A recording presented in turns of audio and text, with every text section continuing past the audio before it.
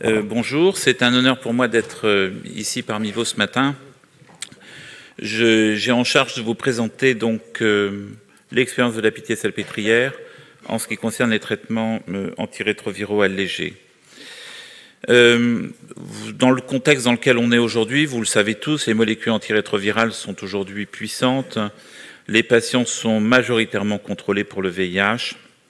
Et la question, comme vous l'a expliqué Christine ce matin, c'est de maintenir une suppression virologique avec un traitement moindre pour épargner les molécules à venir, pour limiter les toxicités, pour s'adapter à, maintenant très souvent, aux comorbidités et aux interactions médicamenteuses. Il y a énormément de patients aujourd'hui qui ont des traitements associés et il faut essayer de réfléchir aujourd'hui aux interactions médicamenteuses.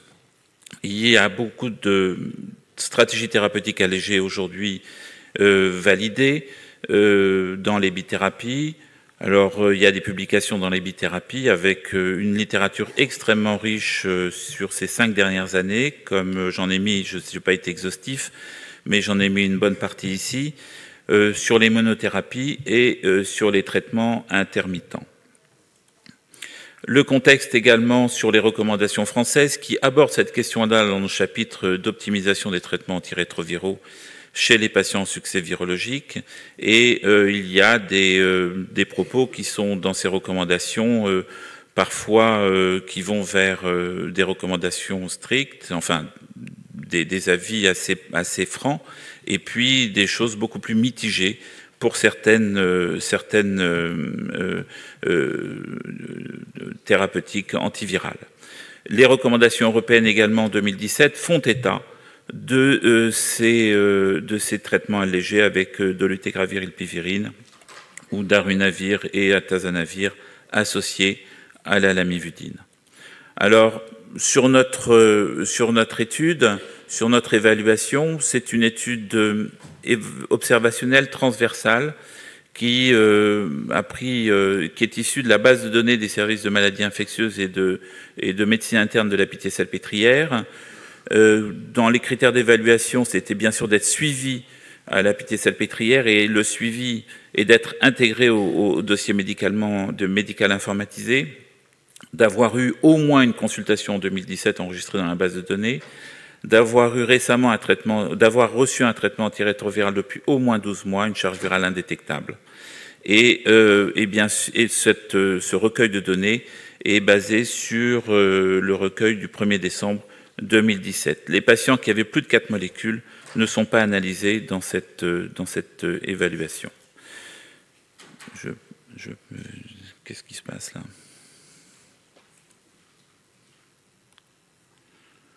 Alors, pardon, les caractéristiques des traitements allégés, pour nous, le traitement allégé, c'est donc une bithérapie, une monothérapie ou un traitement intermittent, 4 ou 5 jours par semaine. Les traitements, en général, sont discutés en staff clinico-virologique et on a un certain nombre de paramètres qui nous servent à décrire ces histoires, l'histoire thérapeutique, le génotype VIH, la tolérance aux traitements associés, l'observance, les dosages plasmatiques quand ils sont présents. Il faudra tenir compte également de la présence d'un antigène HBS et d'un antécédent d'encéphalite VIH. Les caractéristiques étudiées donc sont des caractéristiques classiques et l'analyse également a été faite sur un logiciel classique. L'objectif de l'étude, donc, c'est la description des patients des traitements antirétroviraux des patients suivis à la Pitié-Salpêtrière qui ont une charge virale inférieure à 20 copies et qui sont traités depuis un certain temps. Voilà, le suivi des patients, vous voyez que sur cette base de données, 4400 patients sont suivis, étaient dans la base de données en 2017, à la Pitié-Salpêtrière, il y en a 4120 qui sont traités depuis plus de 12 mois, 3730 pour lesquels la charge virale est renseignée dans la base, donc ce n'est pas la totalité des patients, 90% de ces patients, et donc parmi les 3734 patients, eh bien il y en a 3417, 91% qui ont une charge virale indétectable inférieure à 50 copies. Parmi ces patients, 2300, 68% sont traités par une trithérapie antirétrovirale. La bithérapie concerne 783 patients, la monothérapie 170 patients et les traitements intermittents 89 patients. Pour les caractéristiques démographiques de ces patients, vous voyez que bien, ce sont majoritairement des hommes, qu'ils ont une médiane en âge qui diffère entre le groupe léger et le groupe trithérapie. Ils sont significativement plus âgés dans le groupe traitement allégé, qu'il y a un décalage entre les patients, entre les facteurs de risque homo-bisexuels par rapport aux hétérosexuels, qu'il y a plus de patients homo-bisexuels, considérés comme homo-bisexuels, dans le groupe allégé que dans le groupe trithérapie, et que la durée du VIH également diffère entre les deux groupes, ainsi que l'exposition aux traitements antirétroviraux, puisque pour le traitement allégé, cette exposition est plus longue que pour les patients qui sont actuellement en trithérapie. Sinon, il n'y a pas de marqueur qui diffère entre les deux groupes sur le zénith de charge virale, sur les lymphocytes CD4 et sur le nadir de CD4 également. Quand on regarde parmi les traitements allégés, les bithérapies, les monothérapies et les traitements intermittents, eh bien là aussi on a une majorité d'hommes et vous avez des caractéristiques qui ressortent également, qui sont équivalentes à celles que je viens de vous présenter sur les traitements allégés. Et vous voyez, pour les bithérapies, les patients ont une durée de VIH de 23 ans, et ça diffère du traitement intermittent. Et également, pour les lymphocytes CD4, on est à peu près dans l'équivalence, et ainsi que pour l'exposition aux traitements antirétroviraux, eh bien, l'exposition aux traitements antirétroviraux est relativement longue pour les bithérapies et les monothérapies par rapport aux traitements intermittents, ce qui est normal. Alors voilà la distribution des stratégies thérapeutiques.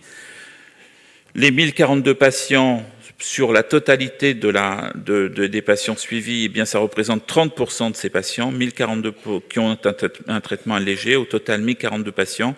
Et vous voyez ici, c'est des valeurs absolues. 948 patients reçoivent 2 analogues nucléosidiques et un non nucléosidique. 908 patients reçoivent pour les trithérapies 2 analogues nucléosidiques et un inhibiteur d'intégrase. Et 400 patients reçoivent un inhibiteur de protéase. Quand on va un peu plus dans le détail de ces traitements allégés, eh bien, vous remarquez que près de 72% de ces patients, 116 sur 122, reçoivent une monothérapie d'inhibiteur de protéase avec un inhibiteur de protéase. Il y en a un petit nombre qui reçoivent des inhibiteurs d'intégrase. La grande majorité des patients qui reçoivent un traitement allégé reçoivent un inhibiteur non nucléosidique ainsi qu'un inhibiteur d'intégrase. Et il y a également une proportion relativement importante, mais qui va aller en augmentant, qui reçoivent un inhibiteur d'intégrase et un nucléosidique. Vous voyez que pour l'instant, la majorité des patients également qui reçoivent un traitement allégé le reçoivent en 4 fois par semaine. Quand on va dans le détail encore, parmi les inhibiteurs, les non-nucléosidiques plus les inhibiteurs d'intégrase, vous voyez que la majorité de ces patients reçoivent raltegravir etravirine ou dolutegravir rilpivirine. Pour les patients qui reçoivent un inhibiteur d'intégrase ainsi qu'un inhibiteur nucléosidique, eh bien on est surtout sur du dolutegravir dans 79%, 80% des patients. Et pour ce qui est des patients qui reçoivent un inhibiteur d'intégrase et un inhibiteur de protéase, ça prédomine, enfin globalement ça se partage entre raltegravir darunavir ou dolutegravir atazanavir, boosté ou non boosté.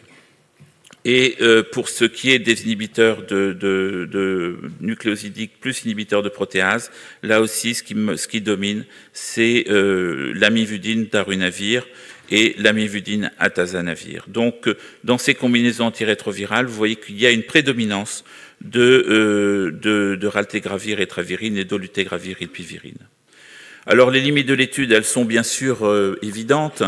Là, c'est une photo ponctuelle des antirétroviraux dans un service hospitalier parisien, qui est, avec Christine, très en pointe, si on peut dire, sur les traitements allégés. Une étude observationnelle avec bien sûr un défaut d'échantillonnage, une absence de comparabilité, une analyse descriptive qui est issue d'une base de données qui n'a pas été, on va dire, construite pour ça. En conclusion, les traitements allégés, donc 30% des patients du service donc, ont un traitement allégé suppressif en maladies infectieuses et en médecine interne à la pitié salpêtrière. Ça concerne essentiellement une association inhibiteur d'intégrase et non nucléosidique. Et ces patients qui reçoivent ces traitements allégés, paradoxalement, sont des patients qui sont plus âgés, exposés depuis plus longtemps aux antirétroviraux et au VIH, et cela est explicable par l'adaptation probable aux traitements associés qui existent aujourd'hui. Et il est clair qu'aujourd'hui, maintenir une suppression virologique avec une charge thérapeutique moindre est une approche thérapeutique à encourager et qui est importante et également extrêmement intéressante puisqu'on essaye vraiment d'individualiser les thérapeutiques antirétrovirales. Mes remerciements vont donc aux cliniciens, à tous les cliniciens de la Pitié-Salpêtrière dont Christine vous a parlé ce matin, aux virologues bien sûr de la Pitié-Salpêtrière, aux pharmacologues de Bichat, qui sont très souvent ou même tout le temps à notre staff du vendredi matin, ainsi qu'à Rachid Aguerre, Philippe Loise et surtout Christine Catlama, donc, qui est la responsable du service et qui nous mène depuis plusieurs années. Merci. Merci Marc-Antoine. Des commentaires, des questions? Oui, Charles. Merci Marc-Antoine. Je voulais juste savoir pourquoi méthodologiquement tu as exclu les patients qui avaient une charge virale détectable, les 9% de patients qui ont une charge virale. Je n'ai pas compris ce que tu dis. Je voulais savoir pourquoi méthodologiquement vous avez exclu les 9% de patients qui avaient une charge virale détectable.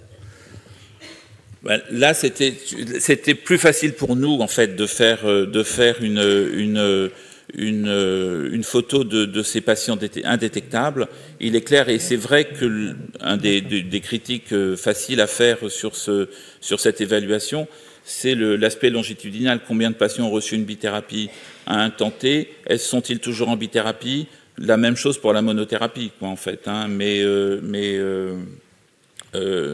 il y a effectivement un certain nombre de patients qui n'ont pas, qui sont détectables et chez qui il a fallu modifier les traitements antirétroviraux. Là, c'est vraiment une photo des patients indétectables. Merci Marc-Antoine. Donc, il montre bien la réalité de la chose. Hein. Je pense que c'est très important de dire que ça marche. Voilà. Donc, on passe à la communication suivante. Et donc, je vais appeler Valeska Charen-Kivel pour sa présentation donc, sur dolutegravir versus lopinavir-ritonavir en traitement de seconde ligne.